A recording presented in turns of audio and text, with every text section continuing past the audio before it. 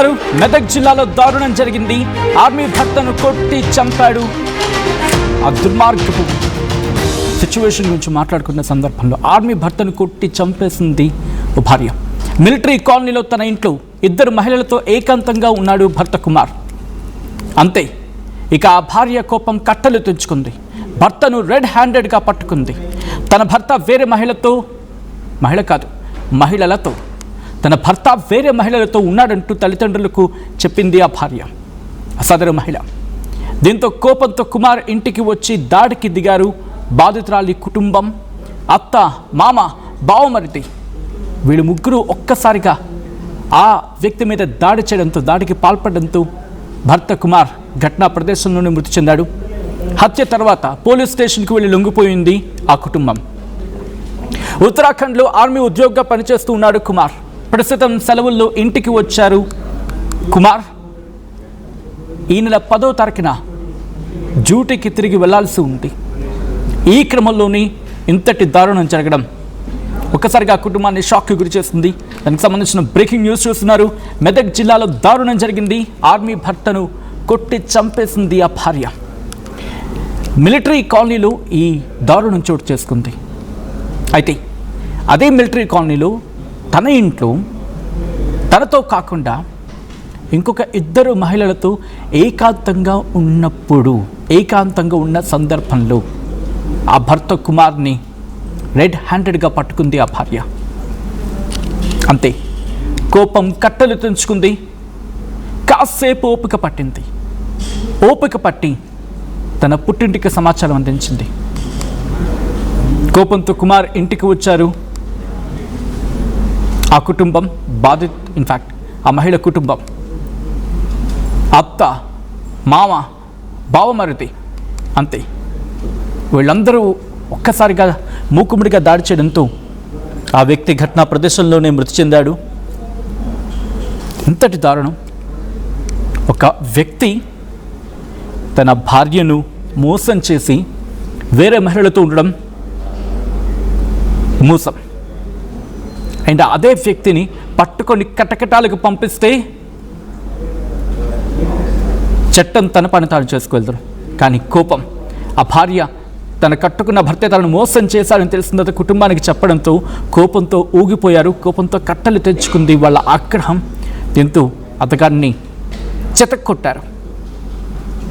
దేహశుద్ధి చేసి పోలీసులకి అప్పగించి ఉంటే బహుశా చట్టపరంగా సమంజసమేమన్న మాట వినిపిస్తుంటుంది. కానీ సాధారణంగా మనం చూస్తూ ఉంటాం ఇటువంటి ఘటనల్లో పరిస్థితులు ఎలా వెళ్ళిపోతాయో, ఎలా మారిపోతాయో.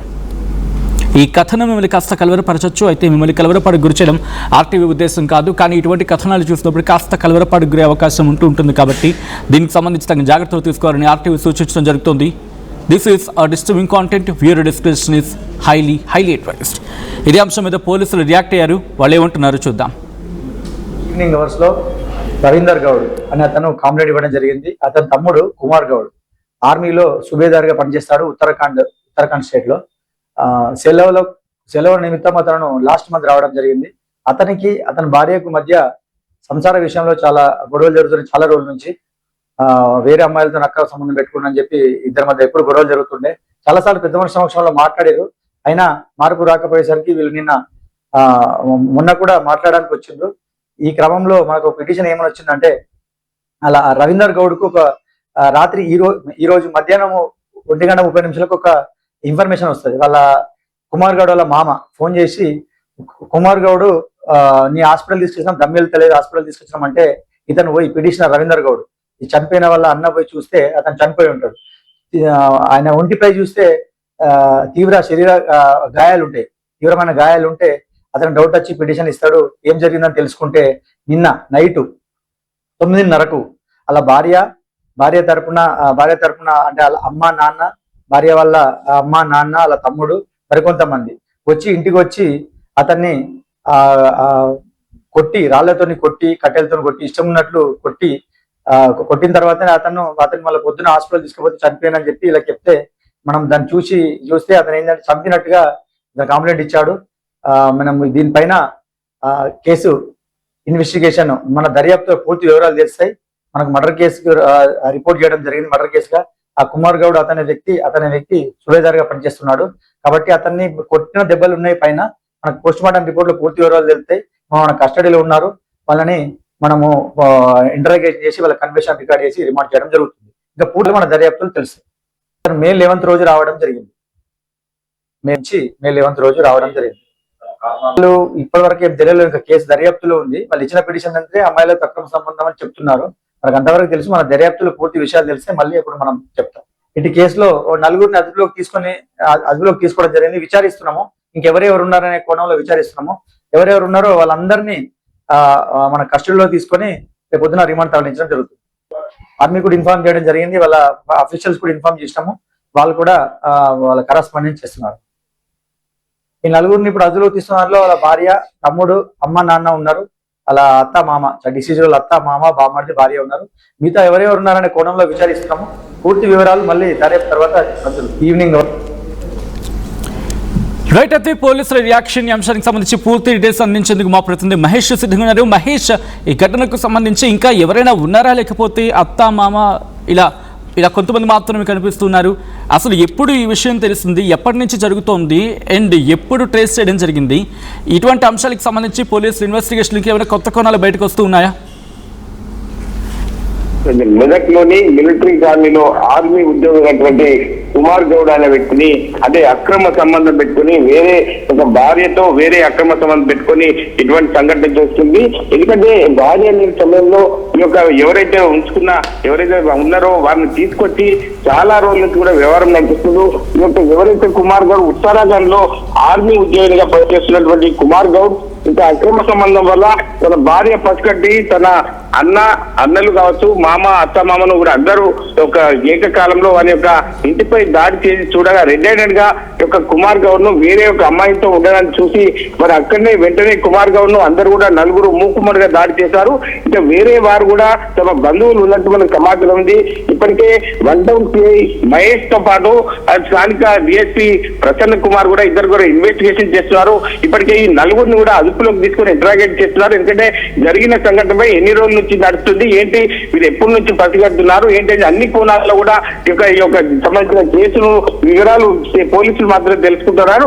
ఏది ఏమంటే చట్టాన్ని వీరు చేతిలోకి తీసుకోవడం వల్ల వీడు కూడా అక్యూజ్ గా అయిన పరిస్థితి ఉంది. ఏదంటే జరిగిన సందర్భం బట్టి వీరు పోలీస్ స్టేషన్ లో ఫిర్యాదు చేస్తే పోలీసులు తనపై చర్యలు తీసుకునేది కానీ ఒక నిండు ప్రాణం బలి అయిందని చెప్పుకోవచ్చు. ఎందుకంటే వీరు కూడా 4గురు కటకటాల్లోకి వెళ్లాల్సి ఉంటుంది. ఇంకా మిగతా ఎవరైతే బంధువులు ఉన్నారో వాళ్ళందరూ కూడా వివరాలను సేకరిస్తున్నారు. సేకరించిన తర్వాత ఖచ్చితంగా వాళ్ళని కూడా అదుపులోకి తీసుకొని వాళ్ళ మీద కూడా కేసులు చేసే అవకాశం ఉంటుంది. కాబట్టి ఖచ్చితంగా ఈ సంఘటన చూస్తుంటే మెదక్ పట్టణంలో ఈ దారుణం చోటు చేస్తుందని చెప్పుకోవచ్చు. నిండు ప్రాణం బలి కావడం, ఆ కుటుంబం రోడ్డు కూడా పడడం, వివాహేతర సంబంధం వల్ల ఒక నిండు ప్రాణం బలైన సంఘటన మనం చూస్తున్నాం. దీనికి సంబంధించి మహేష్ కుమార్ సిఐ కూడా 4గురు ఎవరైతే అత్త, మామ సంబంధించిన బామ్మర్ది ఎవరైతే అక్యూజ్ ఎవరైతే ఉన్నారో, ఎవరైతే మా కుమార్ గౌడ్ భార్య ఉందో వీళ్ళందరినీ కూడా అదుపులోకి తీసుకొని ఇంటరాగేట్ చేసిన పరిస్థితి. ఇంకా 4-5 కూడా ఇందులో పాల్గొన్నట్టు తెలిసి వారిని కూడా అదుపులోకి తీసుకోవడానికి పోలీసులు వాళ్ళు చూస్తున్నారు.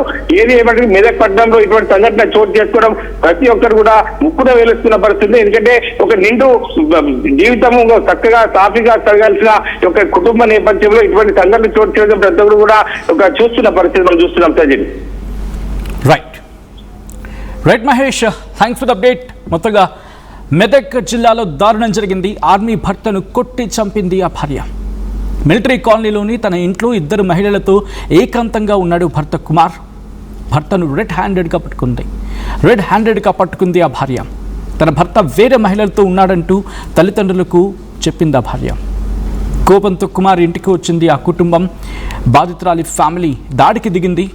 అత్త, మామ, బావమరిది దాడిలో భర్త కుమార్ అక్కడికక్కడే ప్రాణాలు విడిచాడు. హత్య తర్వాత పోలీస్ స్టేషన్కి వెళ్ళి లొంగిపోయింది ఆ కుటుంబం. ఉత్తరాఖండ్లో ఆర్మీ ఉద్యోగిగా పనిచేస్తూ ఉన్నాడు కుమార్. ప్రస్తుతం సెలవుల్లో ఇంటికి వచ్చాడు పొన్నం కుమార్.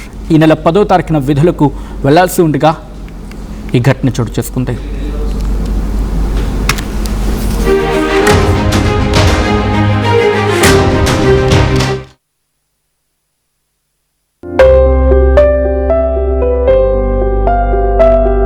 చిన్న చిన్న ఆనందాలు 35 ఏళ్లుగా నా జీవితంలో లేవు.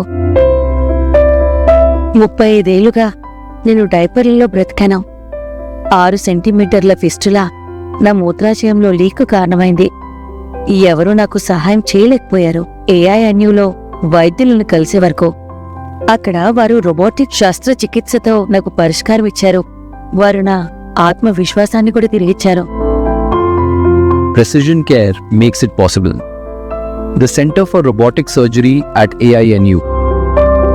900 plus companies, 7.89 lakh per annum average CTC, 100% placements. KL deemed to be university.